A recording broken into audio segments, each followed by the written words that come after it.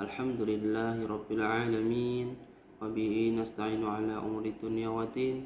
Wassalatu wassalamu ala asrul anbiya'i wal mursalin wa ala alihi wa sahbihi ajma'in, amma ba'du. Para hadirin yang dimuliakan oleh Allah SWT, khususnya keluarga besar Amma Yogyakarta, pada kesempatan kali ini kajian Mutiara Ilmu di hari yang penuh berkah, yaitu hari Jumat, kita akan membahas berkaitan dengan ibadah haji dan doa, yang mana hari Selasa kemarin kita telah melaksanakan, yaitu hari raya Idul Adha atau hari raya kurban, yang pastinya berkaitan dengan masalah ibadah haji. Maka mari kita simak bersama-sama kajian Mutiara Ilmu yang berkaitan dengan ibadah haji dan doa. Ma'asyiral muslimin rahimakumullah, haji dan doa adalah dua hal yang tidak mungkin dipisahkan. Walaupun dapat dikatakan bahwa tidak semua orang yang berdoa itu harus haji, namun bisa dipastikan bahwa orang yang melakukan haji pasti berdoa. Hal ini karena dalam rangkaian ibadah haji terdapat berbagai macam doa yang harus dibaca. Sebagaimana telah diajarkan oleh Rasulullah SAW, di samping itu sudah menjadikan permakluman bagi setiap orang yang pergi ke tanah suci. Di antara tujuan adalah berdoa sebanyak mungkin. Ya, kita melaksanakan doa sebanyak mungkin di tempat-tempat yang diharap mudah untuk terkabulnya doa. Bahkan tidak jarang orang yang pergi umroh dengan tujuan selain menunaikan ibadah umroh adalah untuk berdoa di depan multazam yang diyakini sebagai tempat yang mustajab. Berdoa di tempat-tempat mustajab sebagaimana diterangkan oleh Rasulullah bukanlah sesuatu yang dilarang. Bahkan bagi orang yang umroh atau haji harus mampu memaksimalkan kesempatan yang ada untuk selalu berdoa. Karena seperti yang akan kita terangkan dalam pembahasan ini, bahwa hampir 95% tempat-tempat mustajab itu berada di kota Makkah dan Madinah. Karena itu pantaslah jika Rasulullah SAW memerintahkan untuk bepergian ke kedua tempat tersebut. Hadis riwayat Bukhari dan Muslim. Ma'asyiral muslimin yang rahimakumullah, kondisi haji atau umrah adalah kondisi yang sangat memungkinkan seseorang untuk lebih berkonsentrasi dalam berdoa secara maksimal dibanding di luar haji atau umroh.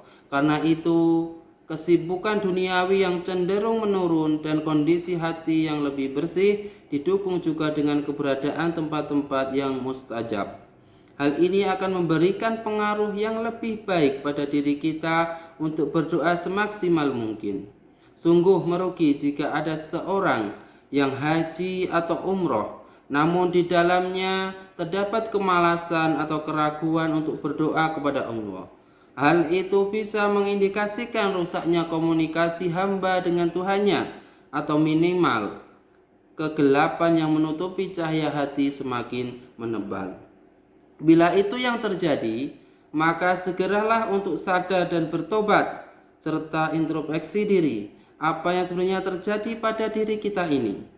Padahal saat ini kita sudah berada di tempat yang sangat suci yang dimuliakan oleh Allah Subhanahu wa taala, di Makkah dan Madinah, di mana jutaan orang di dunia ini berharap untuk berada di tempat tersebut. Ya. Bermil-mil perjalanan kita tempuh, orang-orang tercinta kita tinggalkan. Lalu kenapa kita merasa begitu berat untuk bersimpuh memohon dan berdoa kepada Allah SWT? Jangan-jangan memang hati kita sedang rusak atau bahkan sudah tidak berfungsi lagi untuk menerima pantulan cahaya atau nur. Padahal saat ini kita berada di pusat cahaya kebenaran. Hadirin yang dimuliakan oleh Allah SWT, khususnya keluarga besar Amma Yogyakarta. Dalam kondisi semacam itu, kuatkan dan teguhkan lagi niat kita dalam menunaikan ibadah haji dan umroh. Jangan berputus asa dan menyerah kepada pujukan setan. Dan sungguh ampunan Allah sangat luas bagi orang-orang yang mau bertobat kepada Allah Subhanahu wa taala. Allah SWT berkalam yang artinya, Tuhanmu telah menetapkan atas dirinya kasih sayang yaitu bahwa barang siapa yang berbuat kejahatan di antara kamu lantaran kejahilan, kemudian ia bertobat setelah mengerjakannya dan mengadakan perbaikan, maka sesungguhnya Allah Maha Pengampun lagi Maha Penyayang. Al-Quran Surah An-An'am ayat 54. Meskipun dosa manusia yang telah mencapai ujung langit, sekalipun Allah tetap akan membukakan pintu taubat. Diriwayatkan dari Anas bin Malik berkata, aku mendengar Rasulullah SAW bersabda yang artinya, demi zat yang jiwa Muhammad berada dalam genggamannya, jika kalian melakukan kesalahan-kesalahan atau dosa hingga kesalahan kalian itu menimbuli langit dan bumi, kemudian kalian bertobat, niscaya Allah SWT akan memberikan tobat kepada kalian. Hadis riwayat Imam Ahmad dalam musnadnya. Optimislah bahwa apa yang kita mohon kepada Allah pastilah akan dikabulkannya.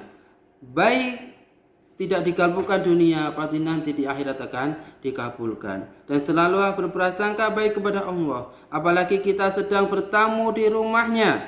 Allah Maha mengetahui apa yang kita inginkan. Rasulullah SAW bersabda yang artinya, tiada di atas permukaan bumi seorang muslim yang berada kepada Allah dengan suatu doa, kecuali Allah akan mendatangkan kepadanya apa yang ia minta, atau Allah palingkan darinya keburukan ketika ia tidak berbuat dosa atau sedang memutus hubungan silaturahim. Hadis riwayat Muslim. Dan dalam hadis qudsi Rasulullah SAW bersabda yang artinya, Allah Ta'ala berkalam, aku sesuai dengan persangkaan hambaku terhadapku dan aku selalu bersamanya ketika dia mengingatku. Apabila dia mengingatku dalam dirinya, maka aku pun akan mengingatnya dalam diriku. Hadis riwayat Bukhari Muslim. Jamaah rahimakumullah, bahwa itulah berkaitan dengan haji dan doa.